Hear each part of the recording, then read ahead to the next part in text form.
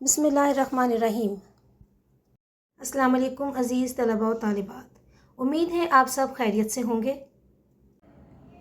عزیز طلباء و طالبات، اس سے پہلے ہم سورۃ السجدہ کے تعارف، مضامین اور علم عملی نکات کے ساتھ ساتھ اس کی مشق کا کام بھی کر چکے ہیں۔ آج ہمارے پاس ہے سرگرمیاں برائے طلباء۔ یہ سوالات جو ہیں یہ آپ کے سبق کے علاوہ ہوتے ہیں اور ان سوالات میں سے جو ہے آپ کو بورڈ کے پرچے میں بھی سوال آ جاتے ہیں، کبھی مختصراً آتے ہیں اور کبھی تفصیلی جواب آتے ہیں۔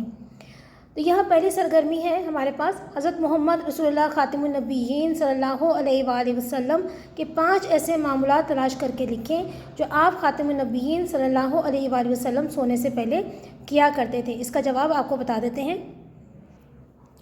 اس سرگرمی کا جواب لکھیں گے تو اس طرح سے آپ نے یہ پورا کاپی میں اس طریقہ کار کے حساب سے کام شروع کریں گے، اور سرگرمی نمبر 1 اس کی ہیڈنگ بنائیں گے پہلے رسول اکرم خاتم النبیین صلی اللہ علیہ وآلہ وسلم کے معمولات، اور یہ دیکھیے آگے معاملات لکھے ہوئے ہیں، یہ آپ نکات کی صورت میں لکھیں گے، نمبر ڈالنے کی ضرورت نہیں ہے، آپ صرف یہ بلٹس پہ ڈال سکتے ہیں۔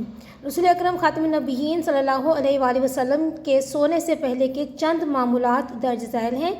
نمبر 1 بستر جھاڑ کر سونا، نمبر 2 باوضو ہو کر سونا، نمبر 3 سب کو معاف کر کے سونا، نمبر 4 قرآن مجید کی چند سورتوں کی تلاوت کر کے سونا، اور نمبر 5 دائیں کروٹ لے کر سونا۔ چونکہ انہوں نے ہم سے 5 معاملات پوچھے تھے، اس لیے ہم نے یہاں پر 5 ہی معاملات جو ہیں وہ تحریر کیے ہیں۔ سرگرمی میں دوسرا سوال ہم سے پوچھا گیا ہے کہ سجدہ کی طرح اللہ تعالیٰ کی بندگی کے اظہار کے کم از کم 3 طریقے اپنے بزرگوں سے معلوم کر کے لکھیں۔ اس کا جواب بھی آپ کاپی میں لکھیں گے۔ آئیے بتاتے ہیں اس کا جواب آپ کیسے لکھیں گے۔ اسی طرح سے ہم ہیڈنگ بنائیں گے اللہ کی بندگی کے اظہار کے طریقے۔ جواب شروع کریں گے ہم، درج ذیل طریقوں سے اللہ کی بندگی کا اظہار کیا جا سکتا ہے۔ نمبر 1 اللہ تعالیٰ کے احکامات کی بجا آوری کرنا، یعنی اس کے احکامات کو ہر طریقے سے پورا کرنا۔ نمبر 2 قولی، فعلی اور قلبی شکر ادا کرنا، یعنی کہ ہمارے قول، فعل اور ہمارے ہر عمل سے اور دل سے ہم اللہ تعالیٰ کی دی ہوئی نعمتوں کا شکر بجا لائیں۔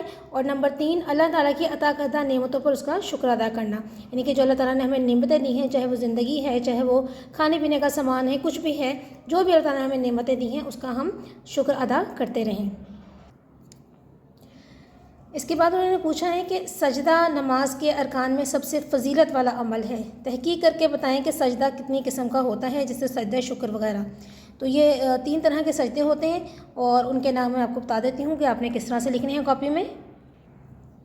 اس طرح سے آپ پھر ہیڈنگ بنائیں گے سجدے کی اقسام۔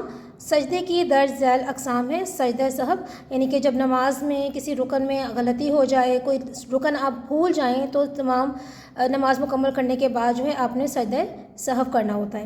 اس کے بعد سجدہ تلاوت ہے، یہ بھی آپ کو پتہ ہے کہ قرآن مجید کی تلاوت میں 14 مقامات ایسے ہیں جہاں پر سجدے کا حکم ہے، اور وہاں پر جو ہے سجدہ کرنا لازم ہے۔ جب وہ آیت آپ مکمل کر لیتے ہیں تو سجدہ تلاوت آپ نے کرنی ہوتی ہے۔ اور سجدہ شکر جو ہے یہ بھی ایک لازمی جو ہے اکثر نماز کے بعد بھی کرتے ہیں ہم لوگ نماز کے اختتام پر، اور اس کے علاوہ جو اللہ تعالیٰ کی نعمتوں کے اظہار کے لیے جو ہے سجدہ شکر کیا جاتا ہے۔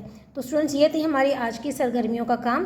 اس کو آپ نے اپنی کاپیز پہ جو ہے خوش خط لکھنا ہے، اسی طرح سے ہیڈنگز بنا کے لکھنا ہے، اور ان کو اچھی طرح سے ذہن نشین بھی کرنا ہے۔ اگلے سبق تک کے لیے اجازت دیجیے، اللہ حافظ۔